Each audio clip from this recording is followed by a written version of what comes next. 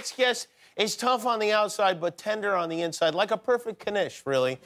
His new movie with Ryan Reynolds, Sam Jackson, and Salma Hayek is The Hitman's Wife's Bodyguard. It is in theaters, of all things, now. Please welcome Frank Grillo.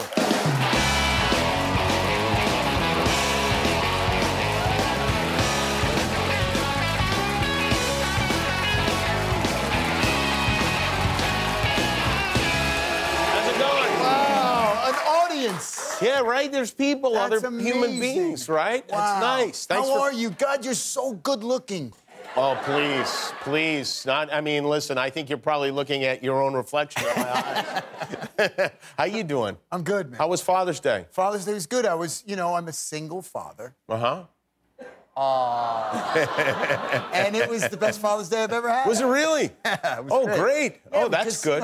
We could do whatever we want. We could eat whatever we want. We could say whatever we want. You got 3 boys, right? I got 3 boys. Right. That explains the saying, whatever you want. Whatever we want. What is your policy on cursing as a father? I love it. Of 3 boys. You like it? I encourage it. I think cursing for young boys is very healthy.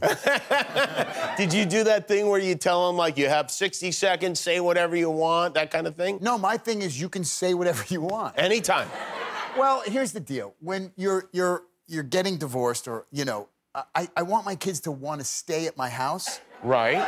So what I do is I tell them they could do whatever they want. You can eat whatever you want. You want a beer? You're 12? I don't care.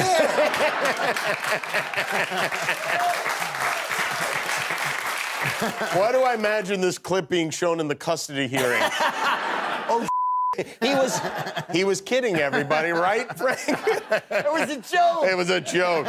How old are the kids? One is 13, one is 17, and one is 24.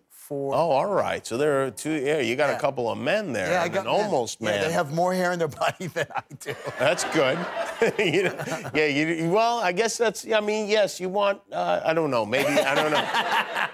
Do you ever? Do you like box with them? Do you like? They do. All of them box. My big guy boxes with me since he's 11 years old. So he fights. Yeah. Do you take it easy on your son? No. You don't at all. I don't take it easy on any of them. Can I tell you something? Because my son, I have 2 sons. My son, Kevin, once we went to a paintball thing, right? And I was on one team, and he was on another team with his friend, or it was mostly his friends and me and one other dad. And I see him across the way, and I got the sights, and I see his head, and I just had this moment like, am I going to shoot my son in the head? Yes. And the next second, one whizzed right by my ear. That's right. He shot me in the head. Yeah, that's why. That's why. They don't care. My little guy is a gamer. He's on this thing. Yeah. So last night, they were with me for the weekend, and it's 4 o'clock in the morning. I hear voices in my house. I think somebody's broken in. So I walk into his room. I go, hey, what are you doing? It's 4 o'clock in the morning. He goes, oh, is it? He goes, give me 10 minutes. So I'm like, no, I'll beat you to death. Go to bed. No, you can't. Give me 10 minutes. Yeah, you got to get to the next level. Yeah. You know that. You got to get to the level. You can't just leave before the level. Do you watch these, like, celebrity boxing, these YouTube stars who've been fighting lately? I do. You do, yeah. I've been offered to you fight have? some of them, yeah. Oh, you have? But I'm old. Yeah, but all the guys are old. No. Like, Mayweather's old. But he's Mayweather. Yeah, right. Okay, all right. I mean, no, look. God, thank God that these guys have a way to make a living. Like, these kids have kind of carved out a niche for themselves. Well, wait, Mayweather must have like $100 million, right? No, but isn't it sad to watch Floyd Mayweather, like the big legacy, like that's what he's doing? I hate it. I hate watching it. I think it's garbage. It's upsetting. Yeah. I mean, really, it's like it soils the sport. It does. And I like you, I'm a boxing purist. I love boxing. I watch boxing all day long. Who's your favorite? Ever? Yeah. Ellie. Yeah, he's the best. Yeah. Not just the best boxer, the best athlete ever. And I met him. Where did you meet him? I met him at my friend's premiere for Miracle. My friend Gavin O'Connor directed the movie Miracle. Mm-hmm.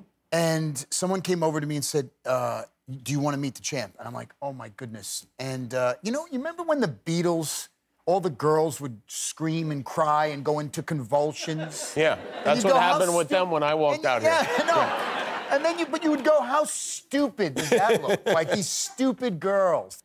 Cut to there's Ali, and I literally went,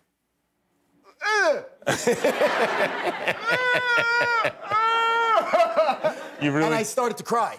I swear to God, I started to cry. And he was holding one of my, he was shaking my hand, and then he put his other hand and he pulled me close to him, and he's like, yes, little little Italian man, I understand what you're feeling. And he kind of let me go like a butterfly. Yeah. And it was the most profound thing. I could not speak. It probably happened to him like 6 times a day, right? I know. Where people were just overwhelmed meeting him. For, you know, in my generation, like, he represented something that transcended boxing. Boy, if people, you know, I know people like think about boxing, but forget about the boxing, just watching him speak. Like, I was watching a few weeks ago a clip of him on a talk show, and he's just one of the most brilliant people, Americans ever. Ever. Yeah. Ever. And probably, we were just talking about this backstage. I love saying backstage. But probably, aside from Christ, maybe one of the most famous people, human beings. Yeah, no, you're right. By the way, course. before the internet, like, there was no internet when he was around. You could go to any part of the globe. Right. And people know who Ali is. Worldwide. Everywhere. Yeah. It's like him and Oprah and Jesus, and that's and it. maybe Bob Marley. Yeah, you're probably right. So you are in this movie, The Hitman's Wife's Bodyguard. Bodyguard, yeah. This is a sequel It is. to The Hitman's Bodyguard. I didn't see it. You did not see the first one? I didn't see it. Did you really? I swear to God. You didn't know what was going on? I had no idea. I had no idea. I mean, I knew what was going on in my movie, but I didn't know what's going on in there. Your movie's #1 in the country. It's in the movie theaters. Yes, it is, yeah. And you had a premiere, and you had all that stuff, right? We had a premiere in New York, a real premiere with people, and it was kind of fun. It's great to get back to these things, right? I got to tell you, I am more enamored by this and even you, because you know I'm a huge, Jimmy Kimmel fan. But this, to me, is really impressive. Yeah, it's fun, right? And you know what's another fun thing?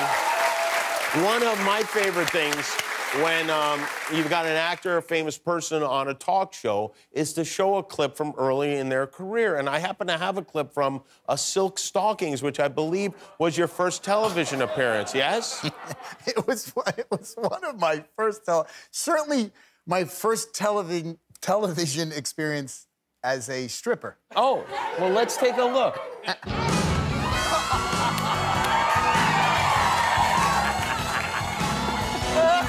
Look at my hair! There you go.